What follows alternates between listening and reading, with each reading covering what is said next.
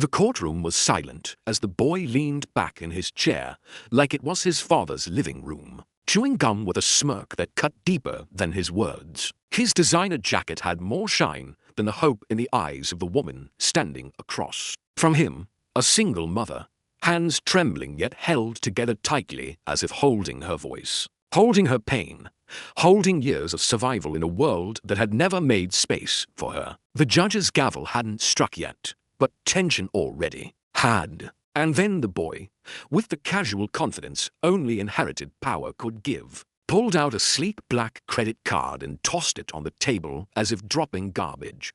This, he laughed, voice echoing through the room, has a higher limit than your entire yearly salary.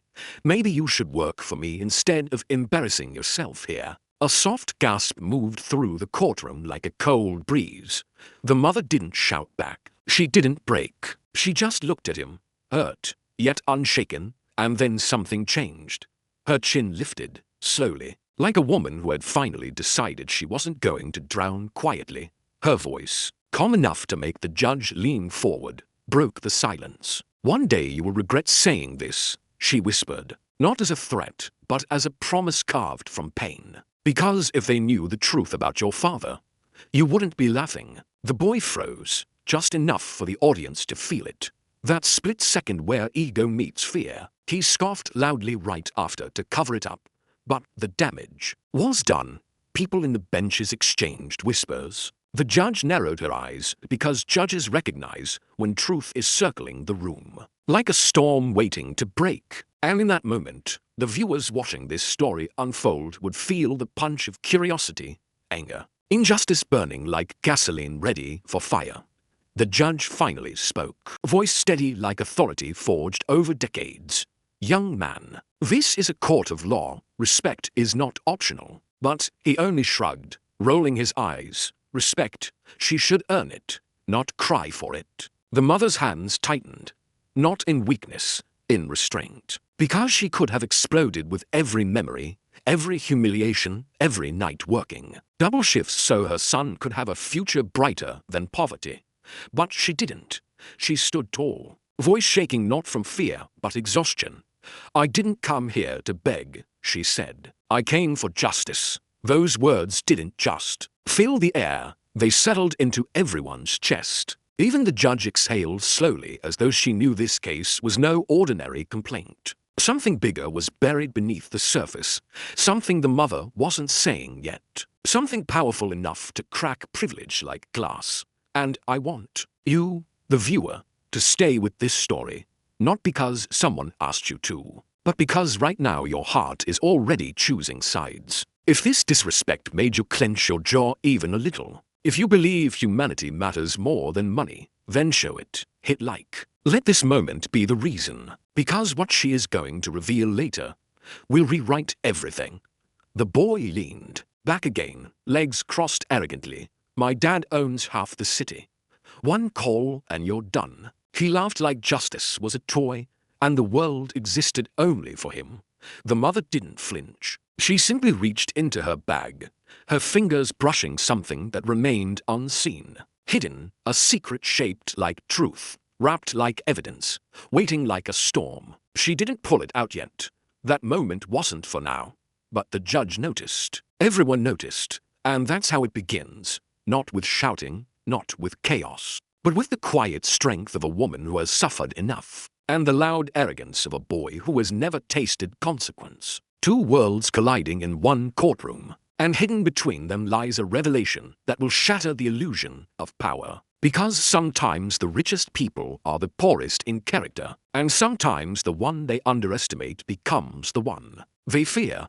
The mother stood there, not as a weak woman, but as a story of thousands like her, single mothers across America who work double shifts, skip meals so their kids don't have to, sleep less but dream more. Her eyes lowered for a second, remembering everything that led her to this room where justice finally had a chance to breathe. She took a breath, and her voice softened like a window opening into her life.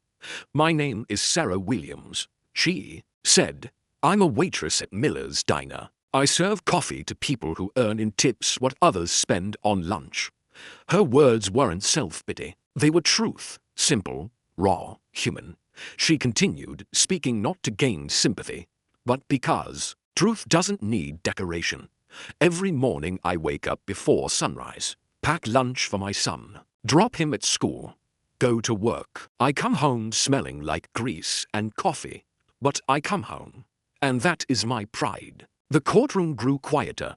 Even arrogance listens when truth speaks slowly. The judge nodded, encouraging her. Tell us what happened. Sarah's throat tightened for a moment, not from weakness, but from remembering. 2 months ago, she said, my son came home with a torn backpack. His art project, the one he stayed up late painting, was destroyed. He said, Ethan. She glanced at the minister's son, laughed, and said, poor kids shouldn't dream. Those words stung more than punches, because bullying isn't bruises alone. It's stealing dignity disguised as jokes. Ethan scoffed. It was just a prank. But Sarah continued, voice steady, choosing truth over anger. My son didn't tell me at first. He kept quiet. He said he's used to rich kids laughing at him for wearing thrift clothes. Her voice broke for a heartbeat she immediately stitched back together. He said he just wanted to fit in. A mother's pain isn't loud. It's the silence she swallows so her child doesn't break. People in the courtroom shifted uncomfortably. This wasn't just a case. It was a reflection of society. Privilege on one side, struggle on the other. She clasped her hands. I went to the school. They told me boys will be boys. They said Ethan's father donates to the school programs. They looked at me like I was causing trouble, not seeking justice. The judge sighed. She knew this story, different names, same ending. But today, maybe not. Sarah wiped a tear that didn't fall. I worked double shifts to replace what was broken. I let it go, until last month. She paused. The room leaned into the pause. Like a cliffhanger. Ethan pushed my son in the hallway and called him charity trash. A murmur spread around. Even those who didn't speak felt the sting. And that night, she continued. My son asked me if being poor means we don't deserve respect. That line didn't just break hearts. It cracked something deeper. The judge inhaled sharply. Ethan finally looked uneasy, a tiny crack in his confidence. Sarah stood straighter. I filed a complaint. The school ignored it. I requested a meeting. They postponed it. I recorded everything. I tried every way a normal citizen is expected to. But justice doesn't answer poor voices easily. Her eyes lifted, and they didn't tremble now. They shined, not with tears, but with reason. So I brought this to court. Because silence is how injustice survives. There it was. The reason she was here. Not revenge. Not drama. Just a mother demanding respect for her child. And if you're watching this, if stories of moms fighting alone in a system built for the powerful hit your heart, even a little, your support matters. You liking or subscribing isn't just a click. It's a voice that says we care. And voices matter more than money here. Sarah looked at Ethan again. But this time with the strength of someone who knows truth is louder than wealth. You have everything, she said quietly. Money, power, comfort. But do you have kindness? He didn't answer. Because arrogance doesn't know how. The judge cleared her throat. Sensing this case had layers waiting beneath the surface. We will examine the evidence, she declared. But let me be clear. Privilege does not excuse cruelty. And for the first time since entering the courtroom, Ethan's smirk faded slightly, like he felt the weight of the room shift. But what no one knew, what no one expected, was that Sarah had more than just a story. She had something sealed away that could shake the very foundation of power this boy was standing on. But that secret, that bomb, hasn't exploded yet. The judge adjusted her glasses and turned toward Ethan, the minister's son. The entire courtroom's attention followed like metal drawn to a magnet. Until now, Sarah had spoken, her words heavy like truth soaked in struggle. But now it was Ethan's turn, and arrogance doesn't whisper, it performs. With one slow swipe of his hair back, he leaned into the microphone like it was beneath him. Look, Your Honor, he began, voice dripping with entitlement. I don't know why we're wasting time on this. It was just a joke. Poor kids are sensitive. That's not my fault. The crowd shifted with discomfort, some frowning openly. He wasn't defending. He was flaunting. Sarah's hands curled as if holding her heart from cracking, but she stayed silent. Silence can be power too, especially when arrogance talks long enough to destroy itself. The judge's voice tightened. Ethan, do you understand the seriousness of bullying? Bullying? He scoffed. I was helping him, teaching him reality. The world doesn't hand success to people like them. They should be grateful I even spoke to him. That sentence hit like a slap across humanity. The judge leaned forward, gaze stern. Respect is not optional in this court. Lower your tone. But Ethan only smirked, tapping his expensive watch against the wooden desk deliberately loud, as if time itself belonged to him. My father already spoke to the school. This should have been dismissed. You know he funds half the district programs, right? He didn't see it. The entire room's patience thinning, sympathy evaporating like water on hot steel. He thought, power guaranteed protection. And that overconfidence was about to dig his own grave. Sarah finally spoke, calm but sharp. Money can buy programs, not decency. The words slipped into the air like a knife wrapped in velvet. Ethan shot back instantly, too fast to think. Decency? He laughed. My weekend allowance is more than her yearly income. If she wants respect, she should work harder, not cry in court. Maybe if your son wasn't such a loser. The judge slammed the gavel. The thunder of it silenced everything. Enough. One more disrespectful word and I'll charge you for contempt. For the first time, Ethan blinked, a tiny spark of fear behind his pride. Sarah's head lifted slowly, emotion replaced by resolve. She didn't shout back. She didn't crumble. She simply stared, and the look in her eyes was the kind that says, you have no idea what storm is coming. The judge signaled toward the evidence table. We will hear the mother's proof next.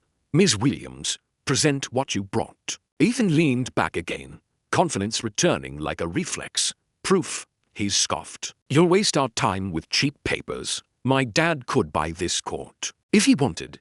People in the courtroom murmured again.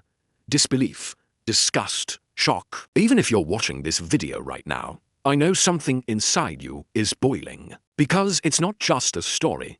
It's a reflection of every unfair moment where money spoke louder than morality. If you feel that too, hit like.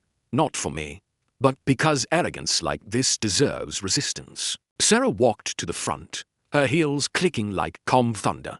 She placed torn books, medical receipts, the ruined art project notebook, pieces of her son's pain laid bare without needing dramatic music. Real pain doesn't need special effects. Ethan glanced at it and laughed lightly. Is this it? My dad spends more than this on breakfast. Then he looked at her clothes. Plain, simple, worn by responsibility. He smirked. No wonder your kid looks like charity. The mother didn't break. But something behind her eyes shifted, like a gate about to open. She looked directly into Ethan's eyes and whispered, slow enough to make the room lean closer. You keep mentioning your father's money. Funny how confidence is easy when you're spending what you didn't earn. Ethan's jaw twitched, hit where ego lives. The judge raised a brow. Even she felt something unspoken here, almost crawling beneath the surface of this case. A secret, waiting, a truth growing impatient. Sarah reached into her bag. Not fully, just enough for the court to see a sealed document peeking out. Ethan noticed. Panic flickered for half a second. He recognized something, a logo, a letterhead, a memory he wished wasn't real. She didn't pull it out. Not yet. Suspense sharpened the air like a blade. The judge asked, Ms. Williams, what else is in that envelope? Sarah looked at Ethan, and then at the judge. Calm, confident, controlled. I will reveal it only when necessary, she said softly, and when I do, everything will change. Ethan swallowed. His arrogance cracked, just a shade, but enough to see fear beneath. This story is just heating up. And if you're still here, your heart is part of it now. The judge leaned forward, sensing the weight behind that sealed envelope. But she didn't rush. Justice moves slowly, Like a lion that watches before it strikes, she cleared her throat. For now, continue with the evidence at hand. Sarah nodded and placed a small stack of documents on the desk. Not fancy, not expensive, but heavy, with truth. Torn homework pages, a school nurse's report, receipts from the clinic where her son's bruised arm was treated. She spoke softly, not to dramatize, but because real pain doesn't need volume. This, she said, lifting the crumpled art project, a rocket ship painted in messy bright colors, was everything to him. He wanted to show his teacher he could create something beautiful. He spent 2 nights painting it because he wanted to make me proud. When he came home crying, I didn't know what to say. Her voice broke for the first time, not loud, just enough for a mother's grief to slip through. A single tear formed but didn't fall. Even heartbreak can stand strong. The judge examined the project carefully, her stern face softening for a moment. This wasn't an accident, she murmured. Sarah shook her head. No. Ethan ripped it in front of the whole class. Told my son kids like him should wash cars, not dream. Gasps rippled through the courtroom, and Ethan rolled his eyes like empathy was a foreign language. Oh please, it's just paper. Kids cry over everything. He smirked again, like remorse was beneath him. But arrogance is loudest before a fall. The judge's tone sharpened. Mr. Ethan, your behavior is unacceptable. You're showing no remorse. He shrugged lazily. Why should I? He's dramatic. His mom is dramatic if they can't handle real life. That's not my problem. The crowd stiffened. Even the courtroom air felt disappointed in him. Sarah took a breath. Composed. Real life, she echoed softly. Real life is waking at 5 a.m. to serve breakfast to people who won't remember your name. Real life is smiling even when your heart is tired. Real life is teaching your son to be kind when the world is cruel. Ethan blinked, not because he cared, but because deep down, something unfamiliar flickered. Shane. The judge spoke again. Is there any witness or additional evidence? Sarah hesitated, her hand brushing that sealed envelope again, deliberately slow. She didn't open it. Not yet. She wanted the silence to taste like curiosity, wanted Ethan to feel the weight of something he couldn't buy his way out of. I have more, she said carefully, but the right time hasn't arrived. Ethan scoffed loudly, though his laugh cracked slightly. What is this? A suspense movie? Just say it. I'm not scared of some piece of paper. But his foot tapped under the desk. Nervous, restless, confidence fading like cheap paint in rain. Sarah met his eyes without flinching. You should be. The courtroom shifted. Every neck turned to Ethan like they were watching a skyscraper shake. The judge narrowed her eyes. There was a pulse. In the room now, a heartbeat of anticipation. Something big was coming. And if you're watching this video right now, I know you feel it too. That sense that justice is building like a storm. If your heart is waiting for that envelope to open, tap the like button. Not because someone asked, but because truth deserves light. The judge finally addressed Ethan directly. You have repeatedly shown disrespect to this court, to the victim, and to this mother. I will review the evidence thoroughly before proceeding further. But let me make one thing clear. Your status will not shield you here. Ethan's jaw tightened. His father's power always opened doors, but this one wasn't swinging for him. There was a different kind of power in the room now. The power of truth. Sarah stepped back, folding her hands. She looked calm, too calm for someone who had just exposed only half the battle, because the real weapon was still hidden. The envelope on her table wasn't just paper. It was consequences, disguised in ink. The judge nodded. Court will now review the submitted evidence and witness reports. After that, we'll determine if further documents are needed. Her voice faded slightly as Sarah's eyes slid toward the envelope again. Ethan followed that gaze, his breath hitching for a moment. He recognized something on the corner, a government seal, a logo his father once told him never to mention. His pulse jumped, visible, small, but undeniable. He tried to mask it with a smirk. Arrogance dragged forward like a shield full of cracks. Whatever she has, it won't matter, he muttered to himself. but even he didn't believe it fully anymore, because secrets don't stay quiet forever, and this one was growing impatient. The courtroom felt like a battlefield that day. I was sitting there, my palms sweaty, heartbeat loud in my ears, hoping for just one thing: a chance. A chance to prove that I wasn't the monster everyone believed I was. The prosecutor stood, tall, throwing allegations like knives, each one cutting a little deeper. My friends had already drifted away. Neighbors looked at me like a criminal, and even my own reflection felt like a stranger. But then, something unexpected happened. The courtroom doors opened, slow and dramatic, and a man walked in, the only person I didn't expect to see fighting for me. It was Officer Daniel, the first cop who arrived years ago when the fire happened. He held a brown envelope tight under his arm. Everyone turned. Even the judge raised her eyes with interest. He walked up, voice steady yet emotional. "Your Honor, I believe the evidence presented earlier is incomplete. I have something the court needs to see." In that moment, I felt a spark, maybe small, but enough to light hope again. I whispered to myself, if you're still with me, like this video, I need your support like I needed someone back then. Daniel placed the envelope on the judge's desk. Inside was something I never imagined still existed: the original backup footage from a camera that was thought destroyed in the fire. If true, this could rewrite everything. The prosecution froze for a second, worried, uncomfortable, trying to look confident but failing. They knew something big was coming. The judge ordered the footage to be reviewed. The room became silent, as if the air itself was waiting.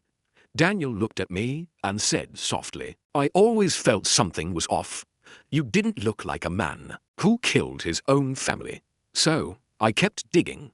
I felt my throat tighten. For the first time in years, someone trusted me, not out of sympathy, but because they believed in truth. And you know what? Sometimes life gives you one person, just one, who stands between you and complete darkness. The footage was prepared to be displayed. The judge leaned forward.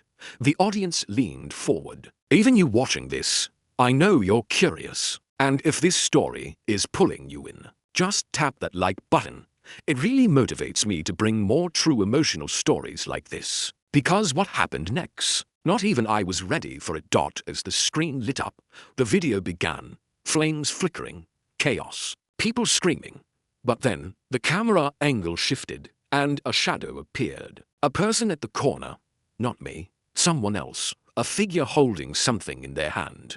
My heart raced. My nails dug into the table. For years, I was blamed, hated, judged. But now, I could finally breathe. The judge paused the video right at the frame, where the figure became almost recognizable. Gasps filled the room.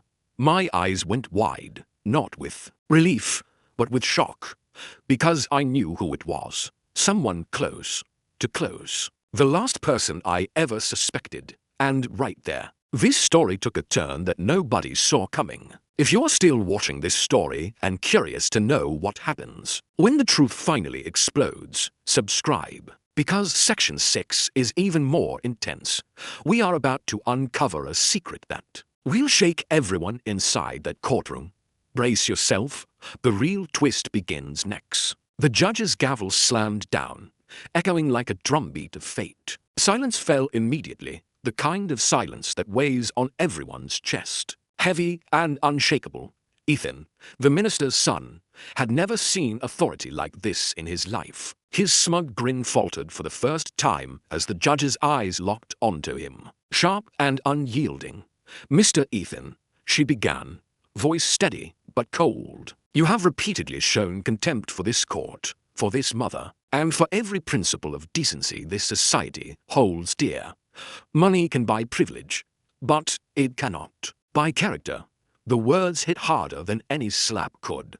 Ethan's posture stiffened. He shifted in his seat, unease creeping into his confidence for the first time. Sarah, the mother, stood quietly. She didn't need to say a word. The truth she had laid before the court, the torn homework, the medical reports, the ruined project, and now the hidden envelope, was louder than any argument he could muster. The judge continued, listing her verdict with authority that demanded attention, effective immediately. Ethan will complete 200 hours of community service at his former school, assisting with cafeteria duties and school maintenance. He will write a public apology to the victim and his family, acknowledging the harm caused. Financial compensation will be awarded to repair the damages, and counseling will be mandated to address his behavior.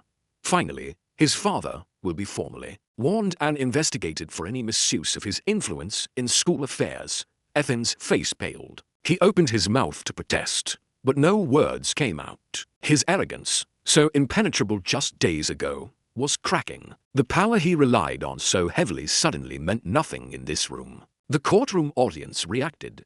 Some whispered, some nodded, others just stared in stunned silence. The weight of justice had shifted. For once, privilege could not overshadow accountability. Sarah exhaled slowly, relief and triumph mingling in her chest. This was more than a verdict. It was a message. Respect, she realized, was not granted by money or social status. It was earned, demanded, and enforced when necessary. Ethan finally spoke, voice shaky, almost inaudible. I apologize. It was not a confident apology. It was forced, raw, but it was acknowledgement. A crack in the armor he had worn for so long. He looked at Sarah, and for the first time, she didn't see a spoiled boy. She saw a young man being forced to confront the consequences of his choices. And in that moment, the courtroom, the judge, the audience, even Ethan himself, understood a fundamental truth. Power without empathy is meaningless. Arrogance without accountability is fragile. If you're still watching, feeling the tension and the relief in this scene, like this video and subscribe, because justice stories like these are rare, powerful, and deserve to be shared.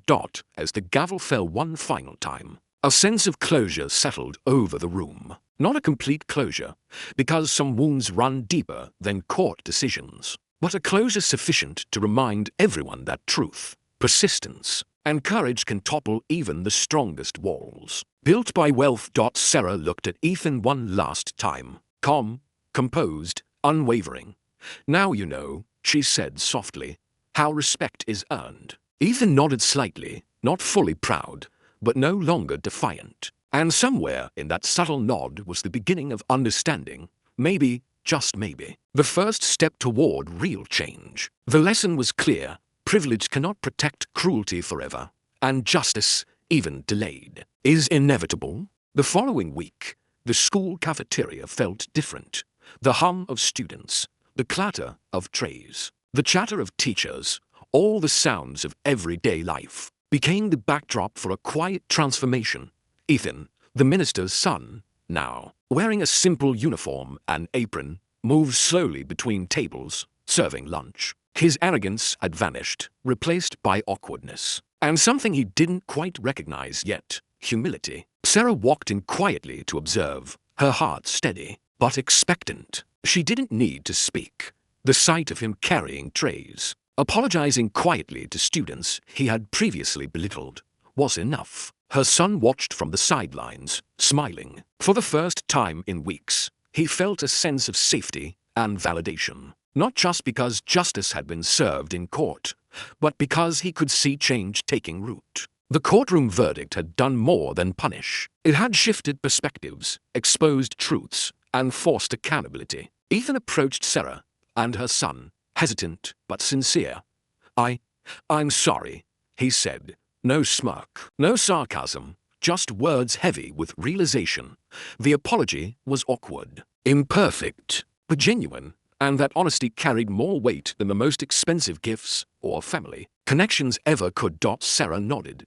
She accepted the apology, not for closure alone, but because it was a lesson for everyone watching, that even those born into privilege could learn the value of respect, responsibility, and empathy. The judge's earlier words echoed in her mind. Money can buy luxury, but it cannot buy character. Respect is earned, not inherited. And for the viewers, the story didn't end with punishment. It ended with a reminder that justice, patience, and courage can topple walls built by wealth and arrogance. Sometimes the most powerful victories aren't about revenge. They're about teaching a lesson that lasts a lifetime. As Sarah and her son walked past Ethan serving lunch, she whispered softly, more to herself than anyone else, "May he never forget this day, and may others see what persistence and truth can achieve." If you've watched this story till the end, if the tension, the shock, and the eventual justice gripped you, don't just scroll past. Like this video, subscribe, and share it, because stories like this need to be seen, felt, and remembered. Sometimes justice is loud. Sometimes it's quiet, but when it's real, it changes lives, for the victims, for the guilty, and for everyone watching. The final frame of this story leaves one clear message. No matter how much power or money someone has, courage and truth always have the final word. And somewhere, in that quiet cafeteria, that lesson had finally been learned.